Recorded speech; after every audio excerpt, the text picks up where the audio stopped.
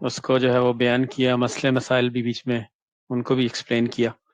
تو آپ لوگ جس کو کسی کے پاس کوئی کویشچن ہے تو وہ اپنا ان میوٹ کر کے تو کویشچن کر سکتا ہے. ڈاکٹر صاحب میں سٹارٹ کرتا ہوں. ڈاکٹر صاحب آپ نے یہ کہا کہ شروع کی آپ کی جو کامنٹری تھی اس میں آپ نے یہ کہا کہ خواتین کے لیے جمعہ نہیں ہے، مگر آخر میں آپ نے کہا کہ 12 میں سے جو 12 لوگ بچے تھے ان میں سے 7 خواتین تھیں. تو آپ تو ایک طرف تقریباً یہ 50% سے بھی زیادہ خواتین تھیں اس جمعے کی اس میں نشست میں، اور ایک طرف آپ نے دوسرے ورڈک دے دی. تو اس کو کیسے سمجھاتے ہیں؟ مطلب ان کے ذمے جمعہ نہیں ہے، لیکن اگر وہ پڑھیں گی تو ان کو اس کا ثواب بھی ملے گا، اور ان کی ظہر کی نماز بھی ان کو نہیں پڑھنا پڑے گی اور ان کی نماز ادا ہو جائے گی. لیکن اگر وہ نہیں پڑھتی ہیں اور خالی ظہر کی نماز پڑھتی ہیں تو ان کو وہی ثواب ملے گا جو جمعہ پڑھنے والے مرد کو ملے گا. ٹھیک ہے، جزاک اللہ خیر. جی کوئی کویشچن ہے کسی؟ اور اسی لیے اگر آپ دیکھیں تو اصل میں ہمارے ہاں ہمارا یعنی خاص طور سے ہندوستان پاکستان میں جو مسجدیں آج سے 40-50 سال پہلے بنتی تھیں اس میں عام طور سے عورتوں کے لیے نمازوں کا جگہ نہیں ہوتی تھی، اہتمام بھی نہیں ہوتا تھا. لیکن میں ریاست بھوپال سے میرا تعلق تھا تو وہاں پر 4 خواتین نے بھی حکومت کی ہے، اور ان کی مسجدیں بنائی ہوئی آج تک آباد ہیں، جو سب سے بڑی بڑی مسجدیں، بہت بڑی بڑی مسجدیں ہیں. وہ ایک مسجد تو جو ہے تاج المساجد کے نام سے وہ ہے، جو لاہور کی شاہی مسجد کے برابر ہے، بلکہ اس سے بڑی ہے، اسی کے ڈیزائن کی ہے. اس میں عورتوں کے لیے باقاعدہ انتظام تھا ان کا. میں کہنا چاہ رہا تھا ان کے یہاں باقاعدہ انتظام تھا.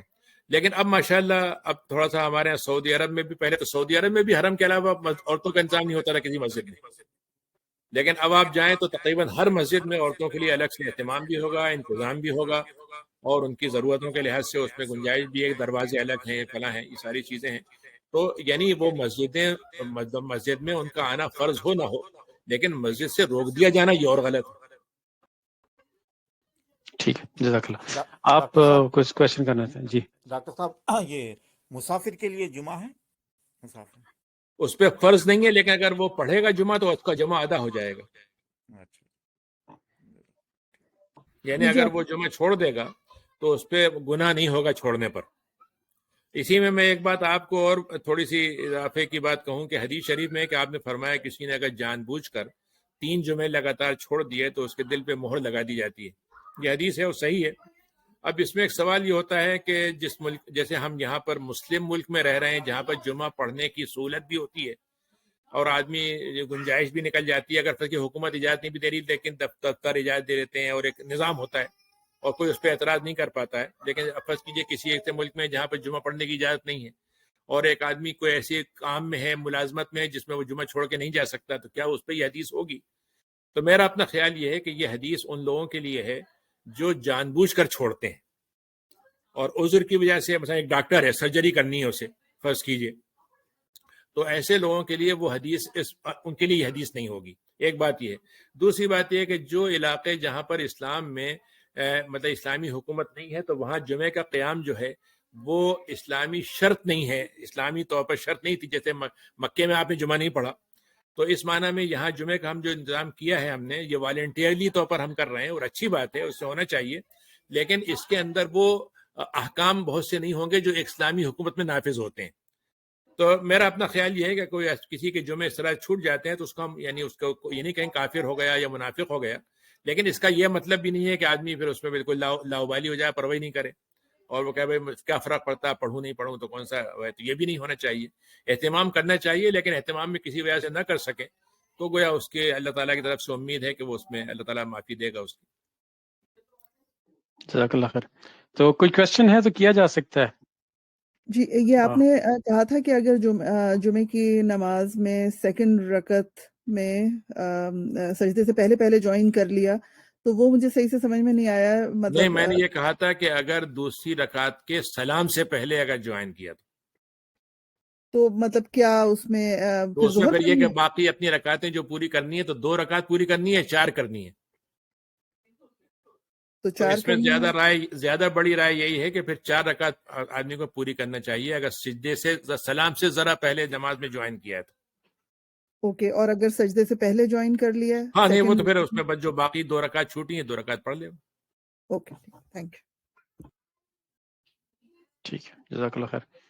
تو ڈاکٹر صاحب اگر ایک طرف ہم یہ ہمارا دعویٰ بھی ہے، بلکہ ہمارا ایمان بھی ہے کہ عربی جو ہے اس دنیا کی سب سے فصیح و بلیغ زبان ہے اور سب سے افضل زبان ہے اور بہت کچھ ہے، مگر ہم دوسری طرف دیکھتے ہیں کہ اتنی وہ تنگ دست ہے کہ اس کے پاس دنوں کے لیے لفظ بھی نہیں ہے، نام بھی نہیں ہے، وہ واحد اثنین اور ثلاثہ اور اربع اور خمسہ کر کے تو دنوں کو گزارتا ہے، تو اس کی کیا حکمت ہے؟ ہاں یہ دلچسپ بات ہے، حالانکہ ان کے ہاں نام تھے پہلے، یعنی ان کے ہاں ناموں کی شکل موجود تھی، لیکن ہوا یہ تھا کہ اصل میں آپ کو معلوم ہے تاریخی طور پر ہوتا کیا ہے کہ مثلا جیسے انگریزی میں آپ دیکھیے جنوری وغیرہ یہ ہے بادشاہوں کے نام پہ ہیں، کسی تقریب کے نام پہ رکھ دیے گئے اور اس کا وہ سلسلہ چل رہا ہے، تو ان کے جو نام تھے وہ گویا جاہلی زمانے کے نام تھے تو ان کو ہٹا دیا گیا اور اس کی جگہ پر اس کو اس طریقے سے یعنی وہ کر دیا گیا کہ آپ کو یعنی یوں سمجھیے کہ اگر میں یہ کہوں کہ عرب جو تھے وہ بہت زیادہ ان کے ہاں آپ کو معلوم ہے کہ عربی میں سب سے بڑا نمبر کیا ہے تعداد، یعنی نمبر کے لحاظ سے سب سے بڑا نمبر آپ کو معلوم ہے کیا ہے؟ میرے خیال میں بتائیے 9 ہونا، نہیں 9 ہونا چاہیے، اور آگے جائیے تھوڑا سا 99 ہوگا بس، اور اس کے بعد مثلا 100 تو ہے نا، 100 کا لفظ تو ہے نا عربی میں، ہاں 100 اور ایک اور لفظ کیا ہے اس کے آگے کا؟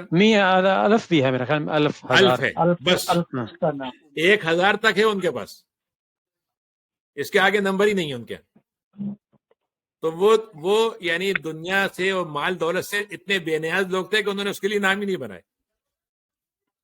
یعنی ہمارے ہاں ایک زمانے میں مطلب میرے دادا تھے، انہوں نے ہمارے ہاں مطلب یہ کہ وہ فوج میں تھے، فوج چھوڑ کے انہوں نے کاروبار شروع کیا، تو ان کو نام ہوتے یا نمبر ان کے پاس تھا 20.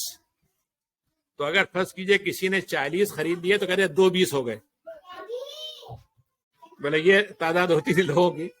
تو کہنے کا میرا مطلب یہ ہے کہ عربوں کے ہاں اور ہندوؤں کے ہاں اگر آپ غور کریں تو جتنے نمبر ہیں وہ انگریزی میں نہیں ہیں، یعنی یہ ٹریلین کے بعد غائب ہو جاتے ہیں، یہ ان کے بعد ٹریلین سے آگے بھی نمبر ہیں. تو آپ اندازہ کیجئے کتنا مال سے محبت تھی انہیں اور جمع کرنے سے کتنی محبت تھی. عربوں کو خرچ کرنے سے دلچسپی تھی. تو اس لحاظ سے یعنی جن چیزوں کو انہوں نے اہمیت نہیں دی اس کو اتنے فکر نہیں کی انہوں نے اس کی. ٹھیک ہے، جزاک اللہ. تو کوئی اور کوشچن ہے کسی کا تو کیا جا سکتا ہے، آپ مائک آن کر کے. میرا ایک irrelevant question ہے، کلاس سے ریلیٹڈ نہیں ہے. فاسق جو ہے قرآن میں متعدد جگہ آیا ہے، فاسق کی ایکچولی ڈیفینیشن کیا ہے؟ جو میری انڈرسٹینڈنگ ہے وہ یہ ہے کہ جو شخص حدود کو کراس کر جائے اور اوپنلی گناہ کرے وہ فاسق ہے. کیا یہ صحیح ہے؟ نہیں، کیا ڈیفینیشن ہے آپ کے انڈرسٹینڈنگ میں؟ کہ جو شخص اوپنلی گناہ کرے اور گناہ کبیرہ کرے اوپنلی بغیر ریپینٹنس کے اور اپنی مطلب حدود کو کراس کرے، اپنی حدوں کو کراس کرے، وہ فاسق. ہاں اصل میں قرآن مجید نے فاسق کا لفظ جو ہے وہ بطور لغت کے بھی استعمال کیا، بطور اصطلاح کے بھی استعمال کیا ہے. تو بطور اصطلاح کے تو قرآن مجید میں فاسق کا لفظ اس وقت استعمال ہوا ہے جب ایک آدمی ایک برائی کو برائی نہیں مانے اور کھل کے کرے، ڈھٹائی کے ساتھ کرے، اور اس کو مطلب اس سے رکنے پہ اس کو کوئی شرمندگی نہیں ہوتی ہو اسے، تو اس کے لیے فاسق ہے. تو فاسق جو ہے کافر بھی ہو سکتا ہے، وہ فاسق مسلمانوں سے بھی ہو سکتا ہے، لیکن بطور لغت کے بھی قرآن نے فاسق کا استعمال کیا ہے، اور اس میں زیادہ تر استعمال کیا ہے یعنی مسلمانوں کے لیے. جیسے آپ کہیں کہ مسلمانوں میں فاسق ہیں تو وہ لغت کے اعتبار سے ہے، اور جو اصطلاح کے طور پر ہے وہ کافر کے لیے استعمال کیا ہے. اب اس میں جو ہمارے ہاں فاسق کا لفظ ہم استعمال کرتے ہیں، بنیادی طور پر اس کو ہم استعمال کرتے ہیں ایک ایسا آدمی جو گناہ کبیرہ کرتا ہو کھلے عام. تو اس فاسق کو ہم کافر نہیں کہتے، مطلب وہ کافر نہیں ہے ہمارے نزدیک، لیکن بس یہ ہے کہ وہ اس کے اندر حیا نہیں ہے کہ وہ ایک گناہ کرتے ہوئے شرماتا نہیں ہے اور دھڑلے سے کر رہا ہے، تو اس کو ہم فاسق کہتے ہیں. لیکن فاسق جو ہے وہ کسی کو بطور ہم خالی گالی کے استعمال کریں تو ایک الگ بات ہے، لیکن بطور سزا کے استعمال کریں تو فاسق کی کوئی سزا نہیں ہے، خود فاسق کی کوئی سزا نہیں ہے اسلام میں. سزا ہے اس گناہ پر جو اس نے کیا تھا، اگر وہ ثابت ہو جائے، اس کے خلاف ثبوت مل جائے تب سزا ہوگی، ورنہ ایک کسی کو میں نے فیسی فاسق کہہ دیا تو اب وہ مطلب اب جیسے حدیث شریف ہے کہ آپ نے فرمایا کہ سباب المومن فسوق، ایک مومن کو گالی دینا فسق ہے مثلا، اور کو قتل کرنا کفر ہے. تو اب یہاں پر فرض کیجیے اگر قاتل نے، مسلمان نے کسی کو قتل کر دیا تو اس کو سزا جو ہے حد کی ہوگی، کفر کی نہیں ہوگی اس کو. لیکن آپ نے لفظ استعمال کیا ہے اس کے لیے. ایسی گالی دینا فسق ہے، اس کا مطلب نہیں کہ وہ آدمی فاسق ہو گیا، بلکہ اس کا مطلب یہ ہے کہ یعنی آپ کہیں کہ بڑا بد تہذیب آدمی ہے. اوکے، تو اچھا ایک شخص ہے جس کو جو یہ کہہ رہا ہے کہ اوکے مطلب گناہ کبیرہ کر رہا ہے، لیکن ساتھ ساتھ یہ کہہ رہا ہے کہ ٹھیک ہے مجھے پتا ہے کہ یہ غلط ہے لیکن میں کر رہا ہوں، مطلب دھڑلے سے کر رہا ہے یہ مانتے ہوئے. ہاں تو اسی لیے تو فسق کے معنی تو یہی ہے نا کہ فسق کہتے ہیں اصل میں ایسا کیڑا ہوتا ہے جو زمین کے اندر رہتا ہے، لیکن وہ زمین کے جب باہر آ جائے تب وہ نظر آتا ہے، ورنہ اندر تو نہیں دکھتا وہ. تو فسق کا اصل مطلب یہ ہے کہ وہ چیز جو نمایاں ہو گئی. اوکے ٹھیک ہے.